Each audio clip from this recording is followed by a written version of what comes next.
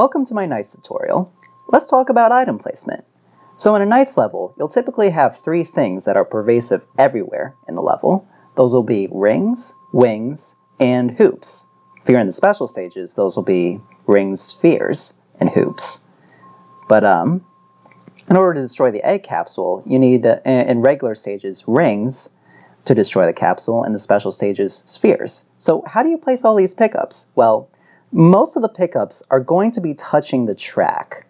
They don't have to, but most of them will.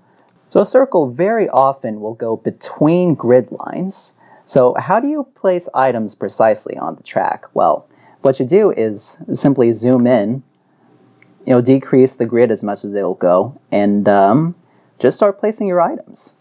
So we'll place a couple rings here just to start, and set their height pretty high. Let's say 256 to start with. NiGHTS levels are pretty vertical levels, so you want those items to be quite high. You'll get a feel for how high they should be as you go along. So we just, place a couple rings on the circle. It doesn't have to be exact on the circle, but close enough. Close enough that you can reasonably say it's touching, and bam, you have a set of rings on your track. Now, in addition to your pickups being on the track, they can also be off track. A certain distance, say up to 128 units, the player will be allowed to paraloop to pick up those off-track items. So I'll place a couple more over there. Now we're going 64 units away. Just make it easy on ourselves. Set a height of 256, height of 256. And just run this real quickly just to see where we are. So you'll see we got our rings kind of floating there. And 256 is a good height to start at. We're not that far off the ground. And let's see how we can just paraloop these couple of stragglers. There we go. So in addition to diving in and setting your grid so low, the other thing you can do is just shift drag. So let's place a couple items here, one over there, one over there. Make sure their height is all set to 256. And what you can do is shift drag. What you do is you grab the item first, then you hold the shift key, and now you are not snapped to axis. If you hold the shift key before grabbing the item, what that does is create a duplicate. So sometimes that's not what you want, so just be aware of the timing there. Now you may decide that placing rings individually can be a little tedious, so I have a little cheat sheet I like to use. Now, this is a series of item arrangements that I like to refer from. I'll just show you in 3D mode.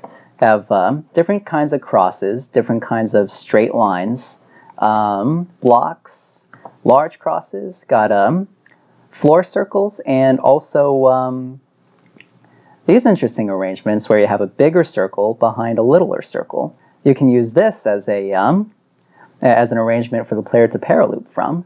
So I like to refer from this. So perhaps maybe I'd like to just copy one of these crosses and copy them over. What I can do is just sort of drag them onto the circle, and there I go. And if I want to drag midway through the circle, I'll have to rotate them, and so I do that by upon paste time. I just edit the box there, maybe shift drag, so I can snap better. Shift dragging also allows me to rotate freely as well. And there you have it. Make sure my heights are set correctly.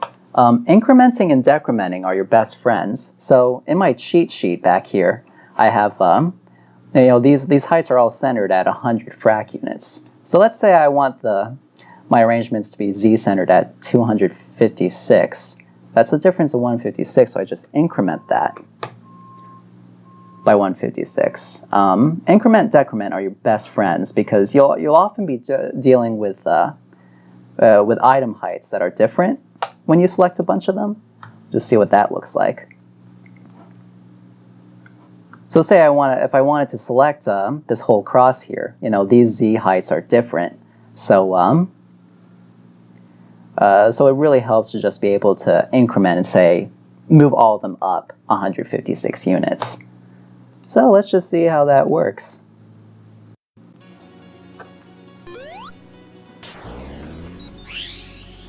So yeah, I still have my rings here. I got my rings that I centered earlier. Now I got my crosses. I can paraloop those as well.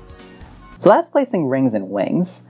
In special stages, the spheres and rings will automatically convert, so you don't have to worry about that. And currently it's a little confusing. The ring type converts into a sphere in special stages because spheres and rings are what you use to destroy the egg capsule.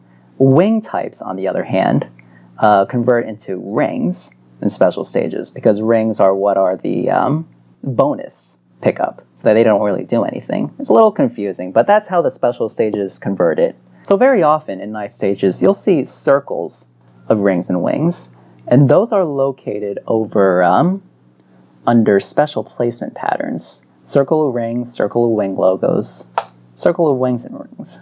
So you can place these as well, and these are a very easy way to place an arrangement of pickups. The Z height is set to the center of the circle, so if you set it to 256, half of the pickups will be underneath that height, half of the pickups will be over, because it's centered on the circle, that Z height.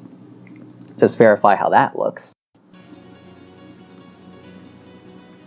And you'll see that those rings in the center are set in height to 256 because that's the same height that these rings are set at. So beyond setting pickups individually in the map editor, you can also use Objectplace to place them. In NiGHTS mode, you have a special Objectplace mode you can use, and I'll show you what that looks like. What you do is you transform into NiGHTS first, and then you hit Objectplace.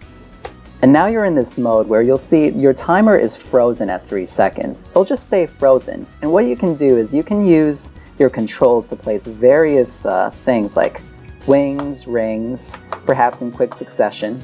That's my rotate camera L and R buttons. I can place hoops using my throw ring button. And I can place them in all different directions. You know, left, right, up, and down. And finally, with my toss flag button, I can place bumpers. But this is just to give you an idea of what the NiGHTS Objectplace looks like. It can be a bit of a inconvenient tool because of how imprecise the player control is, but it's also the quickest way to place hoops in particular because the flags, in terms of the rotation, the horizontal, the vertical rotation, plus the height can be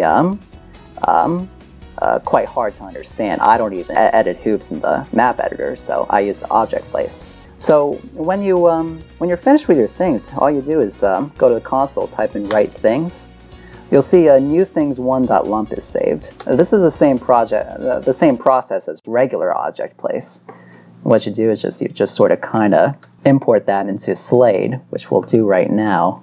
So we're in our WAD file. I'm just going to show you how to replace your things lump really quickly, in case you don't know how. So your things lump defines where every object in the level is. So what you do is just import, right-click on things, select import, and new things1.lump is in your SRB2 directory.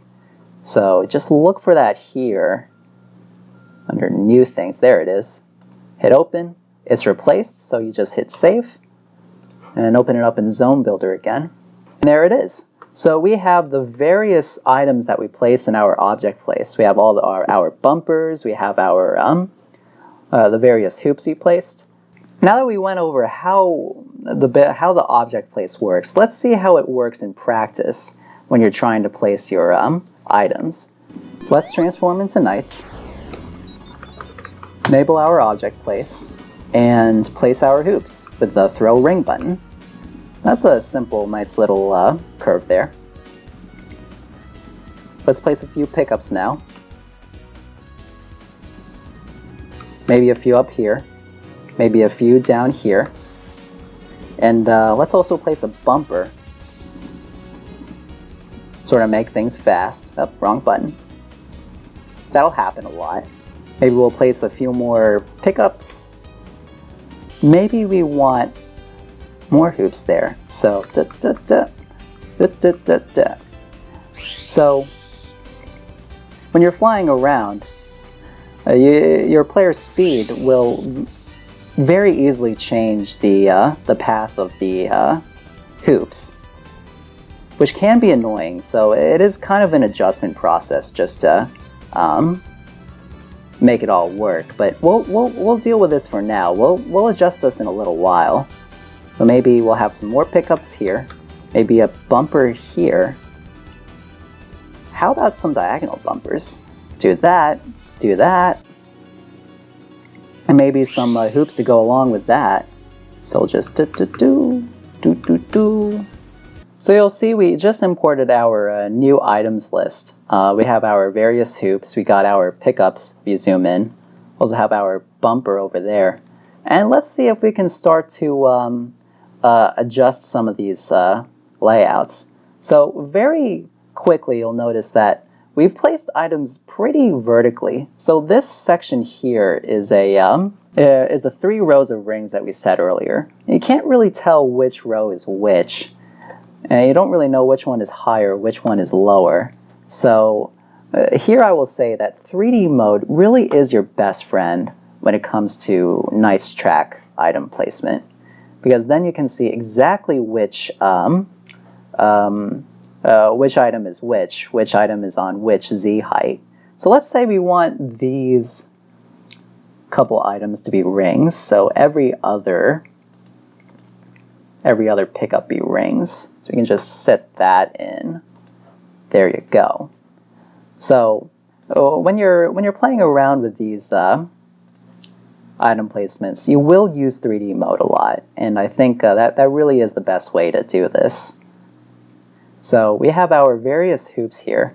Now 3D mode cannot render the hoop angle. You just have them in this box, so you have to guesstimate like which hoop is which and decide which ones you want to delete. And so we're just traversing down our track, making sure we like what we saw.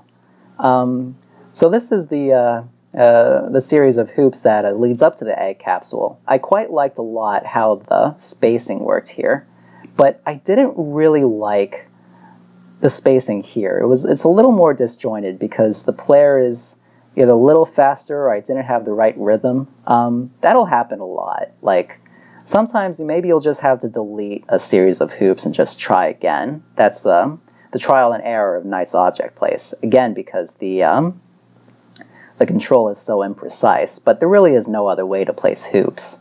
I think the other adjustment I want to do is try to space these hoops out better. See what that looks like. Maybe see if I can do a symmetrical thing. I'm doing shift drag, so I'm not snapping to grid. So that item goes with that item corresponds to this. Now let's just see if that did anything for us. And so you see the changes we made was I'm happy with this pickup placement here. We changed our rings correctly, and 3D mode helped us figure out which thing was which. Very useful tool. And as I said earlier, I like the way this series of hoops is laid out. And so I tried to space out this series of hoops, and you'll see that, I'll just turn Objectplace on so I'm not hopping all over the place.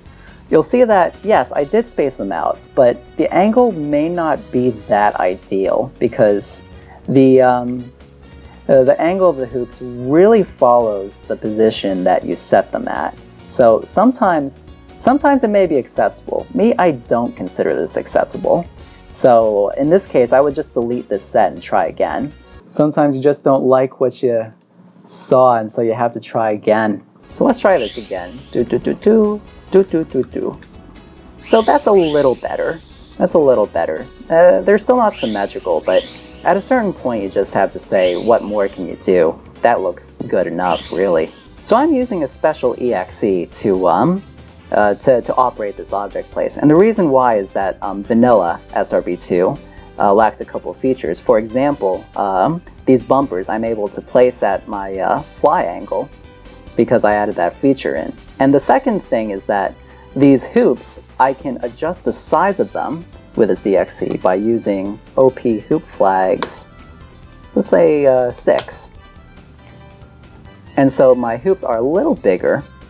If I set that to 2, they're a little smaller. If I set OP hoop flags to 8, they are pretty big. So you might imagine that trying to place a series of successive sizes is just not practical because you have to type in the console over and over again, whatever. And I just edit the flags in the map editor. I just place the hoops where I think they will be, and then fix them in Zone Builder. So the hoop flag sizes corresponds to this table that you can find on the SRB2 wiki. It's under the customizable hoop page. It will show you for a given flag value what radius is the hoop going to be set to. I'll link the NiGHTS Objectplace EXE in the description so you can play around with this. And there you have it. Those are the basics of making thing layouts in NiGHTS.